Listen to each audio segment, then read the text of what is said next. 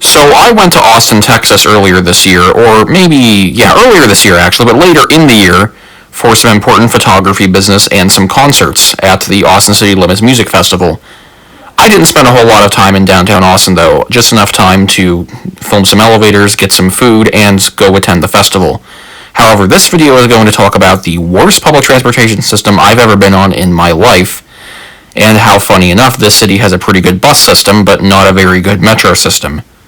Watch this video for sure. Before I talk about how good the bus system is, I definitely will tell you that it's not the most extensive, but it is pretty efficient, coming every 15 minutes during the week and every half an hour on the weekend, which that's not very good, but I will get into that more in the video. And by the way, this right here is right beneath Interstate 35. I can't remember exactly where in the city this is, but as you can see, this is definitely a very car-centric area, and if you don't drive in this area, you are essentially an afterthought. Which especially sucked when I had to walk more than a mile just to get to the nearest bus stop, but that's a tale for another story. And I apologize about that slight stutter, but anyways, let's get right to the video about why the metro system sucks. To start the video, here's an example of one of the CAP metro trains. They really are nice, spacious, and comfy on the inside. It's just a darn shame that they don't run more frequently than they should, and that they're essentially an afterthought at best, but they do have their own dedicated track, which is really nice.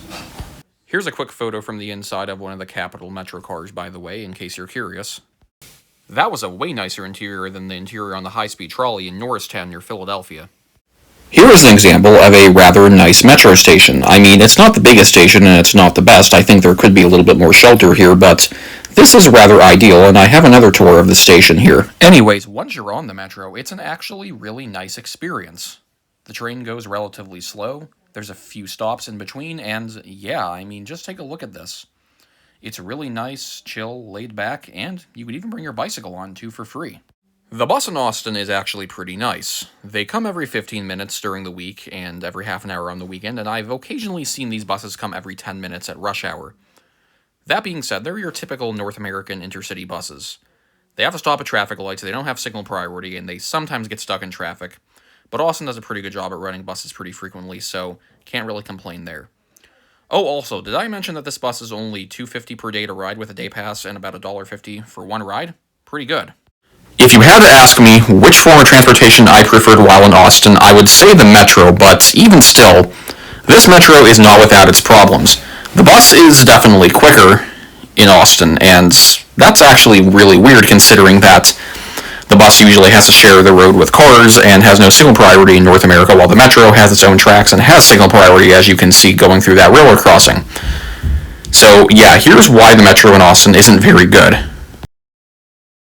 The only complaint I've ever had about the Capital Metro bus while in Austin was having to wait for the driver to take their break whenever I got off of the metro at the Crestview station, which was close by to my hotel.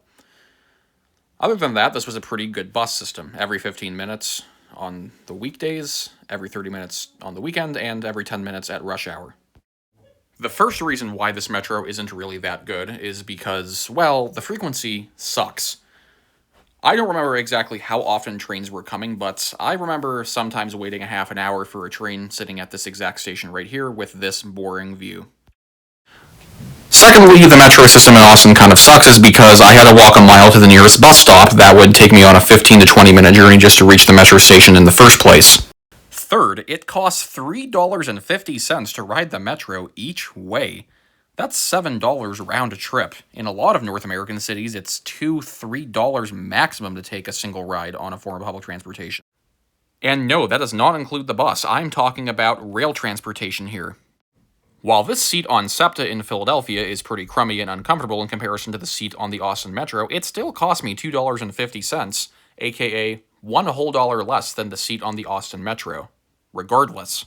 Also, another thing about SEPTA is they have constant trains through downtown Philadelphia that pretty much go through the station every 5 to 6 minutes and every 10 minutes on a bad day. Austin has a population of less than 1 million people, but coming close to 1 million people, and while, yes, I absolutely get the fact that Austin isn't as dense as Philadelphia and that Austin isn't as big as Philadelphia, you certainly do not need to make excuses that Austin can't have as good of a public transportation system that comes just as frequently and just as efficiently as SEPTA does in Philadelphia. Also, take a look at how gosh darn fast that these SEPTA trains run in downtown Philadelphia. The Austin Metro was going nowhere near as fast as this, and I will even show you in a clip. Holy crap. Here is an example of how slow the Austin Metro is in comparison to SEPTA in Philadelphia. It's really actually sort of embarrassing how slow this train is, and I'm not even joking. What's really frustrating is that Austin and Philadelphia have a somewhat comparable population.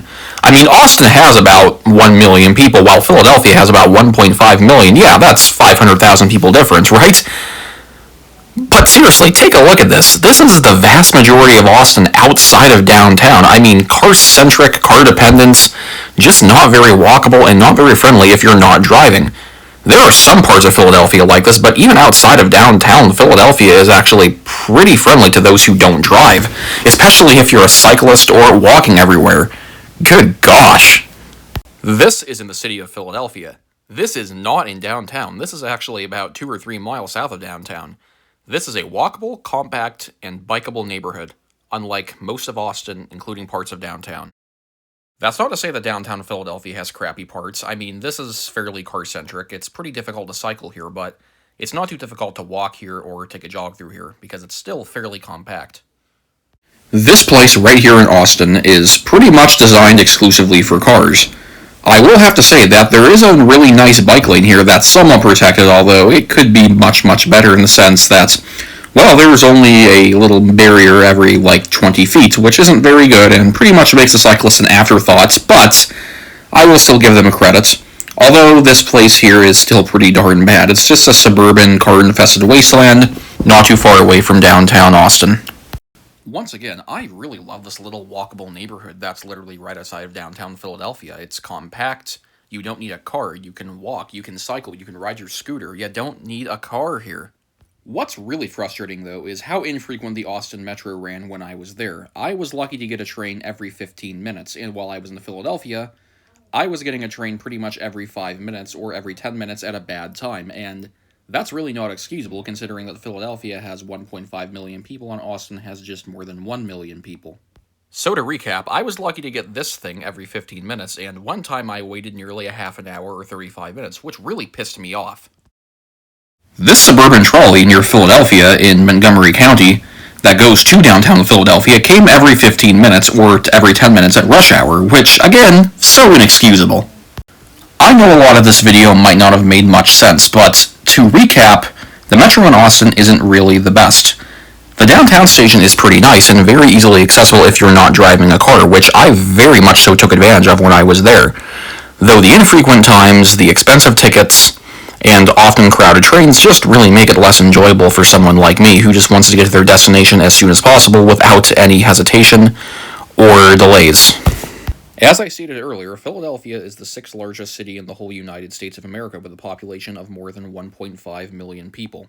This is a city with just over 1 million people, aka Austin, Texas.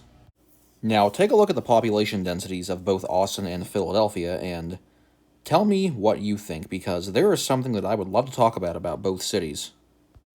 Austin having a downtown and a metro system isn't the issue.